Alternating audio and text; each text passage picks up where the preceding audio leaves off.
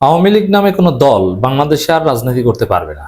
হ্যাঁ, আওয়ামী লীগের যে লোকজন তারা যদি পিউরিফাইড হয়, তারা যদি অপরাধের শাস্তি ভোগ করে এবং যারা ফৌজদারি অপরাধে অভিযুক্ত নয় তারা যদি ক্ষমা প্রার্থনা করে একটা রিকনসিলিয়েশনের মধ্য দিয়ে নর্মালাইজড হতে চায়, তারা অন্য দল করতে পারবে, নতুন দল প্রতিষ্ঠা করতে পারবে, কিংবা অন্য দলে জয়েন করতে পারবে।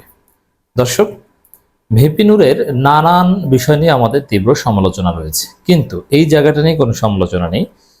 আওয়ামী লীগ নিষিদ্ধের দাবিতে বা আওয়ামী লীগের বিরুদ্ধে দেখেন, এটা একটা মজার বিষয় যে যারা তরুণ ইয়াং তারা সবাই আওয়ামী লীগকে নিষিদ্ধ চায়, আর যারা বুইরে খাটাস তারা আওয়ামী লীগকে নিষিদ্ধ চায় না। যেমন বিএনপি কিংবা জামাত ইসলামের অধিকাংশ নেতা তারা আওয়ামী লীগকে নিষিদ্ধ চায় না, কিংবা তরুণরা চায়।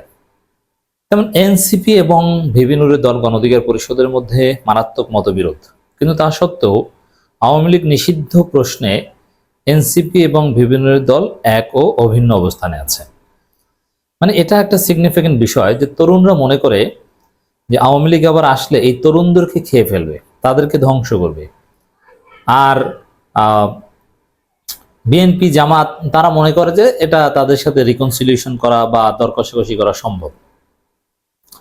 এই জন্যে তারুণ্যের স্পিরিট হচ্ছে আওয়ামী লীগকে নিষিদ্ধ করা, এবং আওয়ামী লীগকে কিন্তু বিএনপি কিংবা জামাত কেউ কিছু করতে পারেনি। যা করেছে তরুণরা করেছে, জামাত তো করতে পারেনি, শিবির করেছে এবং সাধারণ তরুণ প্রজন্ম করেছে। তো এই জন্যে তারুণ্যের উচ্ছ্বাস, তারুণ্যের স্পিরিট হচ্ছে আওয়ামী লীগকে নিষিদ্ধ করা। তো আওয়ামী লীগ নামের কোনো দল বাংলাদেশে আর থাকতে পারে না, কোনো রাজনীতি চলবে না। এটা তরুণরা ঠিক করবে এবং নিশ্চিত করবে। ডক্টর ইউনূস যদি আওয়ামী লীগকে নিষিদ্ধ নাও করেন, তরুণরা আওয়ামী লীগকে নিষিদ্ধ করবে। এই তরুণদের কারণে, এই এনসিপির কারণে সাপোজ আওয়ামী লীগকে নির্বাচনে অযোগ্য ঘোষণা করা হলো না, কিন্তু এই ভিপি নূরের দল এনসিপি এরা আওয়ামী লীগকে কোথাও দাঁড়াতে দিবে না, তারপরে নির্বাচনে স্থগিত করতে হবে, এই ঘটনা ঘটবে। তো দর্শক, আওয়ামী লীগ নামে কোনো দল থাকতে পারবে না, আওয়ামী লীগকে নিষিদ্ধ করতে হবে। আওয়ামী লীগ নামে কোনো দল থাকতে পারবে না বা আওয়ামী লীগ নামে কোনো রাজনীতি চলবে না, অর্থই হচ্ছে আওয়ামী লীগকে নিষিদ্ধ করতে হবে। তবে ওই যে যেটা বললাম যে অন্য নামে বা অন্য দলে রাজনীতি করতে পারবে। এখন দেখেন, অন্য নামে যদি আওয়ামী লীগের লোকজনও একত্রিত হয়ে রাজনীতি করে তাহলে সমস্যা নেই, কারণ আওয়ামী লীগ নামটাই সমস্যা। আওয়ামী লীগে যদি শেখ পরিবার, শেখ হাসিনা, এই শেখ মুজিবের স্বৈরাচার, এই শেখ মুজিবের উত্তরসূরি না থাকে, মুজিববাদ না থাকে, তাহলে এই আওয়ামী লীগের আর ফ্যাসিস্ট হয়ে ওঠার, সন্ত্রাসী হয়ে ওঠার, দেশবিরোধী হয়ে ওঠার, ভারতের দালাল হয়ে ওঠার সুযোগ থাকবে না। অতএব আওয়ামী লীগ ছাড়া অন্য নামে যদি আওয়ামী লীগের লোকজন রাজনীতি করে সেখানে আপত্তির কিছু নেই।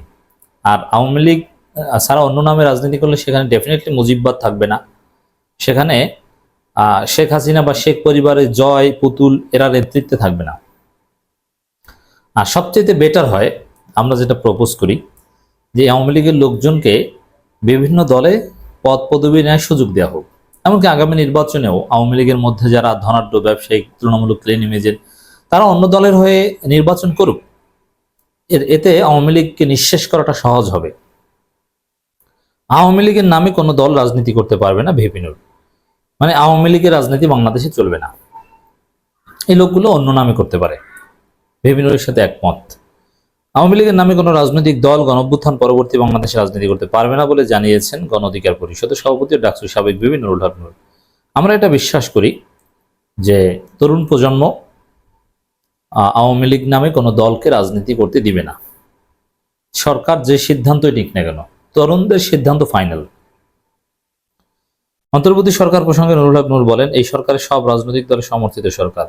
এ সরকারের কোনো বিরোধী দল নেই, আমরা কেউ সরকার বিরোধী না, সবাই মিলেমিশে সরকারকে সহযোগিতা করে রাষ্ট্র সংস্কার বাস্তবায়ন কাজ করছে, রাইট? কিন্তু বিএনপি কিন্তু এই সরকারের বিরোধিতা শুরু করছে, এটা মানতে হবে, এবং আমরা দেখছি এটা প্রকাশ্যে। এমনকি বৈধতা নিয়েও প্রশ্ন তুলছে। ইন্টারেস্টিং বিষয়, গণ অধিকার পরিষদ এই মুহূর্তে মিডিয়া কাভারেজ বা ওইরকম হাইপ তুলতে পারে না, কিন্তু তাদের সমাবেশে কিন্তু লোক হয়, তাদের সাংগঠনিক ভিত্তি কিন্তু একদম দুর্বল নয়। গণ অধিকার পরিষদ রাজনীতিতে যথেষ্ট ভালো করছে। এনসিপি গঠিত না হলে গণ অধিকার পরিষদের একটা বড় অংশ এনসিপিতে চলে গিয়েছে, এটা যদি না হতো গণ অধিকার পরিষদ আরো অনেক বড় দল হতো। তো এখনো তারা যথেষ্ট ভালো দল। ওই যে পুরনো মাহমুদুর রহমান মান্না, জোনায়েদ সাকি, অমুক তমুক হ্যাং ত্যাং বিপ্লবী ওয়ার্কার্স পার্টি, তাদের চাইতে অনেক বড় দল, সিপিবি টিপিবির চাইতে অনেক বড় দল। তিনি আরো বলেন, আমরা আলাপ আলোচনায় যখন বসি বারবার দাবি জানিয়েছি অনতিবিলম্বে আওয়ামী লীগ এবং তার সহযোগী সংগঠনগুলোকে সন্ত্রাসী এবং গণহত্যাকারী সংগঠন হিসেবে নিষিদ্ধ করেন। ছাত্রলীগ নিষিদ্ধ হয়েছে, আশা করি দ্রুত সময়ের মধ্যে আওয়ামী লীগ ও যুবলীগ নিষিদ্ধ হবে। দেখেন, এই ছাত্রলীগ নিষিদ্ধ হওয়ার অর্থ হচ্ছে যে আওয়ামী লীগকে নিষিদ্ধ করতে হবে।